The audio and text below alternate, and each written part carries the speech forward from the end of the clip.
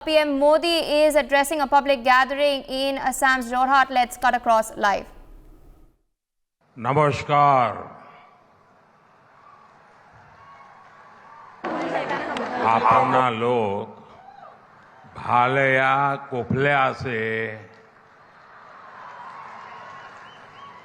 असम के मुख्यमंत्री हेमंत बिस्वा शर्मा जी, कैबिनेट में मेरे सहयोगी सर्बानंद जी सोनोवाल जी, रामेश्वर तेली जी, असम सरकार के सभी मंत्रीगण, उपस्थित जनप्रतिनिधि साथी, अन्य महानुभाव और असम के मेरे प्यारे भाई और बहनों, आप सभी इतनी बड़ी संख्या में हमें आशीर्वाद देने आए हैं। मैं आपका सर झुका करके नमन करते हुए आभार व्यक्त करता हूं। और मुझे अभी बता रहे थे मुख्यमंत्री जी कि 200 स्थान पर लाखों लोग बैठे हुए हैं जो वीडियो के माध्यम से इस विकास उत्सव में भागीदार बन रहे हैं। मैं उनका भी स्वागत कर रहा हूं। और मैंने सोशल मीडिया पर भी देखा कैसे गोलाघाट के लोगों ने हजारों दीप जलाए। असम के लोगों का ये स्नेह, ये अपनापन मेरी बहुत बड़ी पूंजी है। आज मुझे असम के लोगों के लिए 17,500 करोड़ रुपए की परियोजनाओं का लोकार्पण और शिलान्यास करने का सौभाग्य मिला है। इनमें स्वास्थ्य, आवास और पेट्रोलियम से जुड़े प्रोजेक्ट्स हैं। इनसे असम में विकास की गति और तेज होगी।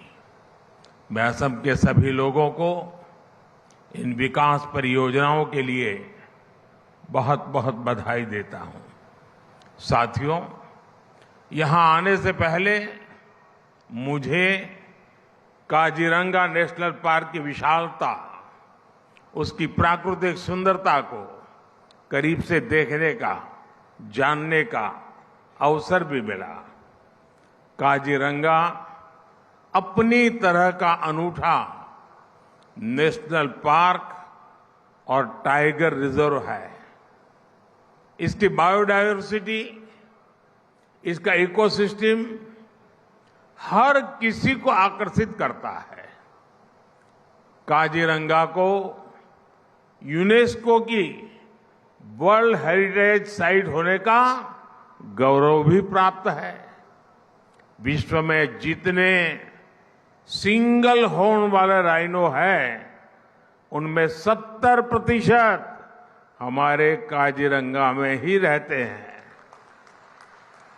यहां के प्राकृतिक वातावरण में tiger, elephant, swamp dear, wild buffaloes और तरह तरह की वाइल्ड लाइफ देखने का अनुभव भी वाकई कुछ और है। साथ ही बर्ड वॉचर्स के लिए भी काजीरंगा किसी स्वर्ग की तरह है। दुर्भाग्य से पिछली सरकारों ने असंवेदनशीलता और आपराधिक संरक्षण के कारण असम की पहचान, यहां के राइनो, वो भी संकट में पड़ गए थे। 2013 में एक ही वर्ष में यहां 27 राइनोज का शिकार हुआ था। लेकिन हमारी सरकार यहां आके लोगों के प्रयासों से 2022 में ये संख्या 0 हो गई है। 2024 काजीरंगा नेशनल पार्क का गोल्डन जुबिली वर्ष भी है। मैं असम के लोगों को इसके लिए भी बहुत बधाई देता हूं। और मैं देशवासियों को भी कहूंगा कि गोल्डन जुबिली ईयर है काजीरंगा का, आपके लिए भी यहां आना बनता ही है। मैं काजीरंगा से जो यादें लेकर आया हूं, ये यादें जीवन भर मेरे साथ रहने वाली है। साथियों, आज मुझे वीर लसित बोरफुकन की विशाल और भव्य प्रतिमा का अनावरण का भी सौभाग्य मिला। लसित बोरफुकन असम के शौर्य, असम के पराक्रम के प्रतीक है। वर्ष 2022 में हमने दिल्ली में लसित बोरफुकन के 400वीं जन्म जयंती वर्ष के पूरे उत्साह से मनाया था। मैं वीर योद्धा लसित बोरफुकन को फिर एक बार नमन करता हूं। साथियों, विरासत भी विकास भी, ये हमारी डबल इंजन की सरकार का मंत्र रहा है। विरासत के संरक्षण के साथ ही असम की डबल इंजन की सरकार यहां के विकास के लिए भी उतनी ही तेजी से काम कर रही है। इंफ्रास्ट्रक्चर, स्वास्थ्य और ऊर्जा के क्षेत्र में असम ने अभूतपूर्व तेज गति दिखाई है। एम्स के निर्माण से यहां के लोगों के लिए बहुत सुविधा हो गई है। आज यहां तिनसुकिया मेडिकल कॉलेज का भी लोकार्पण हुआ। इससे आसपास के कई जिलों के लोगों को बेहतर स्वास्थ्य सुविधाएं मिलने लगेगी। असम के पिछले दौर पर, जब मैं पिछले दौरे पर आया था, मैंने गुवाहाटी और करीमगंज में 2 मेडिकल कॉलेज की आधारशिला रखी थी।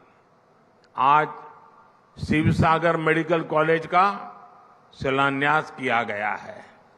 यहीं आपके जोरहाट में एक कैंसर अस्पताल का निर्माण भी हुआ है। हेल्थ इंफ्रास्ट्रक्चर के इस विकास से असम और पूरे नॉर्थ ईस्ट के लिए स्वास्थ्य सेवाओं का एक बहुत बड़ा केंद्र यह हमारा आसाम बन जाएगा। साथियों, आज पीएम ऊर्जा गंगा योजना के तहत बनी बरौनी गुवाहाटी पाइपलाइन को देश को समर्पित किया गया है। ये gas pipeline north eastern grid को नेशनल गैस ग्रिड से कनेक्ट करेगी। इससे करीब 30 लाख परिवारों और 600 से ज्यादा सीएनजी स्टेशंस को गैस की सप्लाई होगी। बिहार, पश्चिम बंगाल और असम के 30 से ज्यादा जिलों के लोगों को इसका लाभ मिलेगा। साथियों, आज डिगबोई रिफाइनरी और गुवाहाटी रिफाइनरी की क्षमता के विस्तार का भी शुभारंभ हुआ है। दशकों से असम के लोगों की डिमांड थी कि असम की रिफाइनरी की कैपेसिटी को बढ़ाया जाए। यहां आंदोलन हुए, प्रदर्शन हुए, लेकिन पहले की सरकार ने यहां के लोगों की इस भावना पर कभी ध्यान नहीं दिया। लेकिन बीते 10 वर्ष में भाजपा सरकार ने असम की चारों रिफाइनरीज की क्षमता को बढ़ाने के लिए लगातार काम किया है।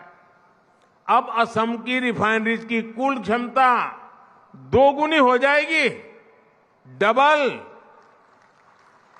और इसमें भी नुमालीगढ़ रिफाइनरी की क्षमता तो 3 गुनी होने जा रही है, 3 गुनी।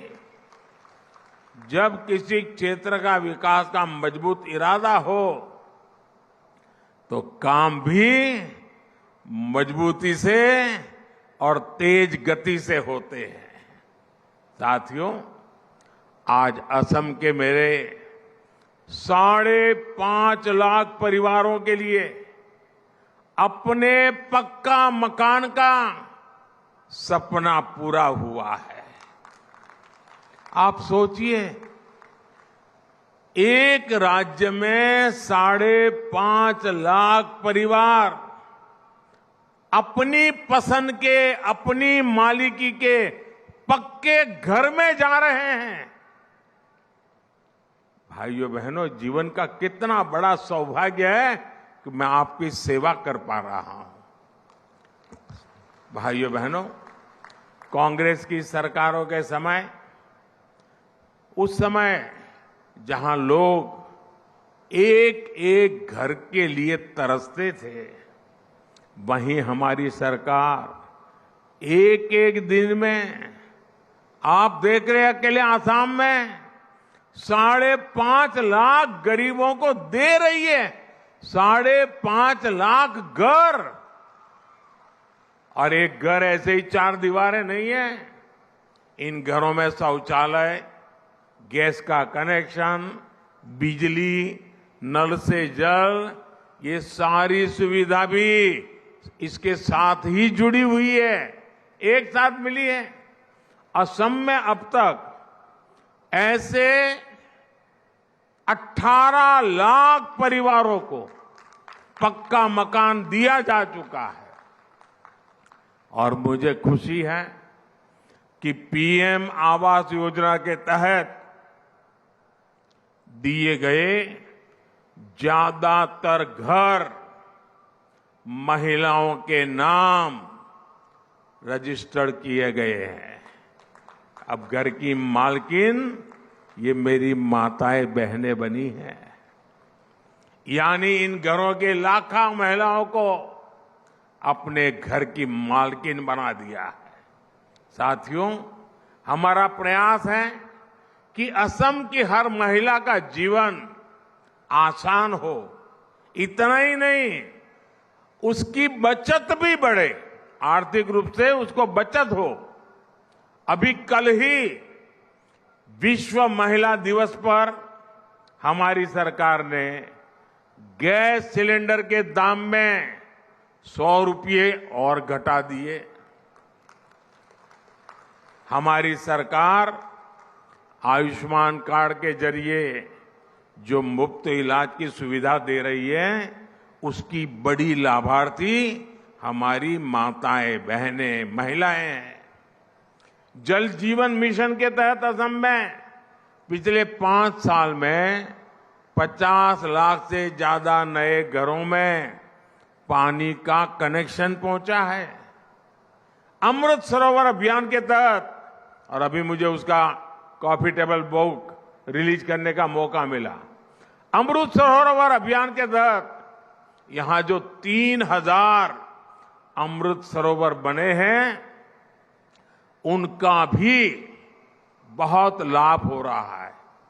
भाजपा सरकार देश में 3 करोड़, ये मैं आपके लिए बोल रहा हूं, ये एक बढ़िया बढ़िया टोपी पहन के बैठी है ना बहने, 3 करोड़ लखपति दीदी बनाना, देश में 3 करोड़ लखपति दीदी बनाने का अभियान पर भी काम कर रही है। इस अभियान के तहत स्वयं सहायता समूह से जुड़ी महिलाओं को और सशक्त किया जा रहा है, उन्हें नए अवसर उपलब्ध कराए जा रहे हैं। इस अभियान का लाभ असम की भी लाखों महिलाओं को मिल रहा है। और मुझे मुख्यमंत्री जी बता रहे थे कि असम में जो लखपति दीदी बन गई हैं, वो सारी लखपति दीदी यहां आई हुई है। एक बार जोरदार तालियों से इन लखपति दीदियों का सम्मान कीजिए। अगर सही दिशा में नीतियां हो और सामान्य मानवी जुड़ जाए, कितना बड़ा परिवर्तन। आप देखिए, गांव गांव पूरे देश में लखपति दीदी बनाने का अभियान, ये मोदी की गारंटी है। साथियों, 2014 के बाद असम में कई ऐतिहासिक परिवर्तनों की नींव रखी गई। असम में भूमिहीन 2.5 लाख मूल निवासियों को जमीन के अधिकार दिए गए। आजादी के बाद 7 दशकों तक चाय बागान में काम करने वाले मजदूरों को बैंकिंग सिस्टम से नहीं जोड़ा गया था। हमारी सरकार ने चाय बागानों में काम करने वाले ऐसे करीब 8 लाख वर्कर्स को बैंकिंग व्यवस्था से जोड़ना शुरू किया। बैंकिंग व्यवस्था से जोड़ने का मतलब है कि उन वर्कर्स को सरकारी योजनाओं की मदद भी पहुंचने लगी है। जो लोग सरकार के आर्थिक लाभ पाने के पात्र थे, उनके हक का पैसा सीधे बैंक खाते में पहुंचने लगा। हमने बिचौलियों के लिए सारे रास्ते बंद कर दिए। गरीब को पहली बार लगा है कि उनकी सुनने वाली कोई सरकार है और वो भाजपा सरकार है। साथियों, विकसित भारत का संकल्प पूरा करने के लिए नॉर्थ ईस्ट का विकास जरूरी है। कांग्रेस के लंबे शासनकाल में नॉर्थ ईस्ट को दशकों तक सरकार की उपेक्षा सहनी पड़ी है। विकास की कई परियोजनाओं का शिलान्यास करके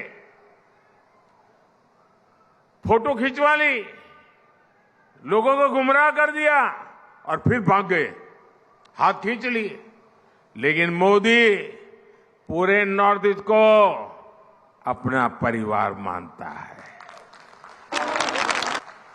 इसलिए हमने उन प्रोजेक्ट को भी पूरा करने पर फोकस किया जिन्हें वर्षों से लटकाया जा रहा था, कागज पर लिख करके छोड़ दिया गया था।